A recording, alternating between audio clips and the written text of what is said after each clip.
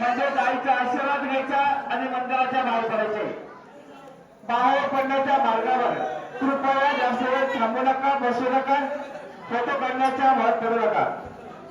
आई भगवतीचं दर्शन झाल्यानंतर ट्रस्टच्या अन्नपूर्णा प्रसादालयामध्ये मोफत विनामूल्य महाप्रसाद चालू आहे। कृपया सर्व भाविकांनी या महाप्रसादाचा लाभ घ्यायचा आहे। मोफत विनामूल्य महाप्रसाद चालू आहे। सर्व भाविकांनी या महाप्रसादाचा लाभ घ्यायचा आहे।